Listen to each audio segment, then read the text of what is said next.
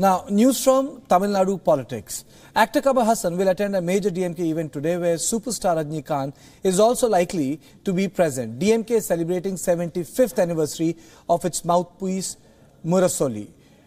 Actor Kamal Haasan will attend the event and is expected to speak around post-afternoon. The attendance is looked at with great importance considering how Haasan has been putting out political statements every now and then that it is speculated that he will join politics even before Rajinikanth. And on this I am joined by my colleague Revati from Chennai. Good morning, Revati. Tell me, is it because of the fact that both Rajinikanth and Kamal Haasan have become so active because big personality like Jaya or Karunanidhi aren't active anymore? Well, absolutely. There is no doubt that there is a political vacuum in the state ever since the death of Jayalalitha in December. Ever since then, a lot has changed in the state of Tamil Nadu. One of it being how Rajinikanth and Kamal Haasan have come out and put out open statements, political statements every now and then. We have seen Rajinikanth making hints about perhaps how he may make an entry into politics, and then Kamal Haasan, who has been going on tweeting and making statements against the government, saying that the government at the moment is corrupt, asking people to also, report their complaints to the ministers of that particular department. So both of them being very active in the public arena, making statements. And for Tamil Nadu, this may be a very familiar thing because celebrities, film personalities, and politicians always go along.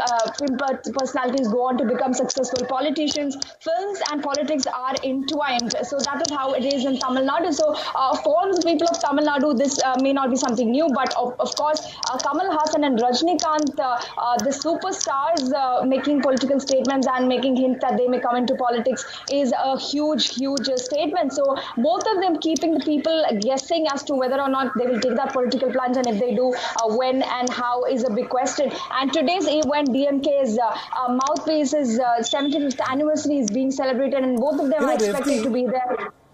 Revati, I really want to know as to why both the actors have decided to go and participate for a function which is being organized by DMK. Generally, actors in Tamil Nadu are very mindful of their political associations, and if they do commit, it's like lending their popular fan base for a political cause, because Tamil Nadu is one state where theatre, film, cinema, public aspirations and icons all fuse together. Well, absolutely. Yes, it does give out a big meaning when they be part of a DMK event, but it is a very big event. And okay, well, technical problem, but Revati making a pertinent point that somehow both Kamal Haasan and Rajinikanth have decided to lend their way to a function which is being organized by the DMK, but more so. The important is that after Jayalalitha's passing away, both Rajinikanth and Kamal Haasan have become very active.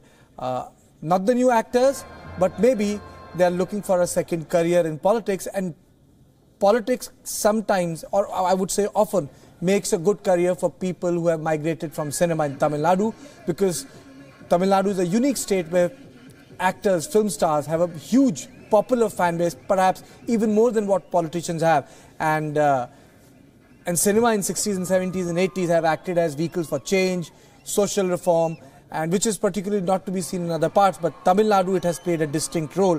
Like for example, Karunanidhi wrote poetry, essay writer, script writer. These are the things which are very unique to the cultural landscape of Tamil Nadu. That is why when people talk about Rajinikanth and Kamal Haasan, they make a difference. Unlike North, where actors go and campaign for the film stars, in South India, film stars themselves can become iconic chief ministers, and it's and I can just go on and say from Chiranjeevi to N.T. Rama Rao to J. Jayalalitha to Karunanidhi to M.G. Ramachandran. It's an endless list when we talk about South.